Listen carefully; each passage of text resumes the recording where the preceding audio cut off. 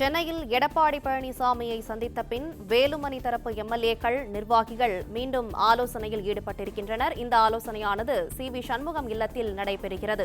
பசுமை வழிச்சாலை இபிஎஸ் இல்லத்தில் நத்தம் விஸ்வநாதன், அரி, அருண்மொழி தேவன் ஆகிய எம்எல்ஏக்கள் சந்தித்தனர். இந்நிலையில் தற்போது மீண்டும் இந்த ஆலோசனையானது நடைபெற்று வருகிறது. விவரங்களை செய்தியாளர் மாணிக்கம் வழங்க கேட்கலாம். மாணிக்கம், இந்த ஆலோசனையில் என்னென்ன விஷயங்கள் குறித்து பேசப்பட்டு வருகிறது, விரிவா சொல்லுங்க. அதிமுக சட்டமன்ற உறுப்பினர்கள், அதிமுக பொதுச் செயலாளர் தரப்பிலையும், அதே போன்று முன்னாள் அமைச்சர்கள் சி.வி. சண்முகம், எஸ்.பி. வேலுமணி தலைமையிலும் இரு பிரிவுகளாக பிரிந்து சட்டப்பேரவையில் தாவேகாவுடைய பெரும்பான்மைக்கான வாக்கெடுப்பின் போது வாக்களித்திருந்தார்கள். இதன் மூலமாக பட்டவர்த்தனமாக அதிமுக இரண்டு தரப்பாக பிரிந்திருக்கக்கூடியதை நாம் பொதுவெளியில பார்த்தோம். அப்படியான சூழல்ல தொடர்ந்து அதிமுக பொதுச் செயலாளருக்கான தரப்பினரும், அதே போன்று முன்னாள் அமைச்சர்கள் தரப்பினரும் மாறி மாறி தங்களுக்கான ஆதரவை திரட்டக்கூடிய பணியில் ஈடுபட்டிருந்த சூழல்ல தாவேகாவுடைய அமைச்சரை விரிவாக்கத்திற்கு பிறகாக நேற்று தினம் அதிமுகவுடைய பொதுச் செயலாளர் தரப்புக்கு தங்களுடைய ஆதரவு வழங்கும் விதமாக முன்னாள் அமைச்சர்கள் எஸ்.பி. வேலுமணி தரப்பிலிருந்து 5 நபர்கள் சென்று தங்களுடைய ஆதரவு கொடுத்திருந்தார்கள். இதன் மூலமாக இரண்டு தரப்பினர்ல அதிக பெரும்பாலும் இருக்கக்கூடிய தரப்பாக பொதுச்செயலாளருடைய தரப்பு வலுப்பெற்றிருந்தது.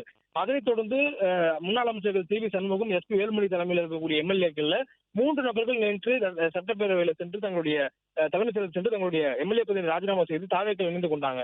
இந்த சூழலில் இன்றைய தினமும் எஸ்.கே. சுப்பையா சட்டமன்ற உறுப்பினர், அம்பாசமுத்திர சட்டமன்ற உறுப்பினர் தன்னுடைய சட்டமன்ற உறுப்பினர் பொறுப்பை ராஜினாமா செய்து அவரும் தாவேக்கள் இணைந்திருக்கிறார். இப்படியான சூழலில் 4 பேர் அங்கு சென்றிருக்கிறார்கள். 5 நபர்கள் இங்கிருந்து வெளியேறிருக்கிறார்கள். அது மட்டுமின்றி கூடுதலாக முன்னாள் அமைச்சர்கள் எஸ்.பி. வேலுமணி தரப்பில் இருந்த முன்னாள் அமைச்சர் பாலச்சந்திர ரெட்டியும் தற்பொழுது அதிமுக பொதுச் செயலாளர் தரப்புக்கு இணைந்திருக்கிறார். இப்படியான சூழல் தன்னுடைய அணியினுடைய வலு குறைந்திருக்கும் நிலையில ஒரு சமரசமான பேச்சுவார்த்தைக்கு பொதுச் செயலாளருடன் சந்திக்கக்கூடிய நிகழ்வு நடைபெறும் என்று எதிர்பார்க்கப்பட்டது.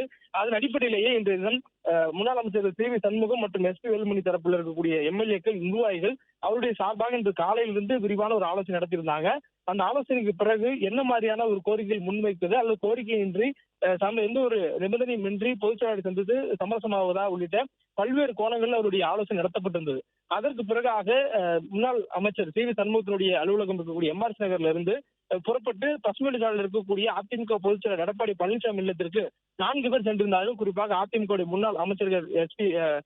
வேலுமணி தரப்பில் இருக்கக்கூடிய முன்னாள் நிர்வாகிகள், அமைச்சர்கள் தங்கமணி, அதே போன்று நத்தம் விஸ்வநாதன், திருத்தணி சட்டமன்ற உறுப்பினர் கோ அரி, அதே போன்று புவனகிரி சட்டமன்ற உறுப்பினர் அருண்மொழி தேவன் உள்ளிட்டவர்கள் சென்றிருந்தார்கள். சென்று ஏறக்குறைய 1/2 மணி நேரமாக அவருடைய பேச்சுவார்த்தை என்பது அதிமுக பொதுச் செயலாளர் நடத்தப்பட்டிருந்தது. அந்த பேச்சுவார்த்தையில தங்கள் கட்சிகளுக்கு மீண்டும் இணைவது தொடர்பான ஒரு சமரசமான ஒரு பேச்சுவார்த்தைக்கான ஒரு முயற்சியாக அவர் மேற்கொண்டதாகவும், அவர்களை கட்சிக்குள் வரவேற்கக்கூடிய விதமாகத்தான் அதிமுக பொதுச் செயலாளருடைய பேச்சும் இடம்பெற்றதாக சொல்லப்படுகிறது. ஆனால் 2 தரப்பினரும் இருந்து ஒரு முன்முடிவு அல்லது ஒரு முழுமையான முடிவு எட்டப்படவில்லை என்ற தகவல் மட்டும் சொல்லப்பட்டிருக்கிறது.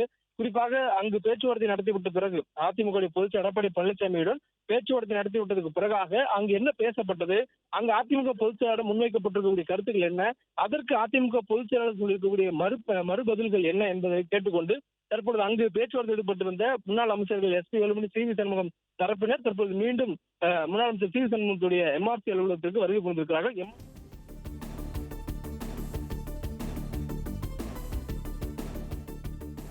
பிளே ஸ்டோர் மற்றும் ஆப் ஸ்டோரில் இருந்து பாலிமர் செயலியை QR கோடு மூலம் பதிவிறக்கம் செய்யுங்கள். செய்திகளை உடனுக்குடன் பெறுங்கள்.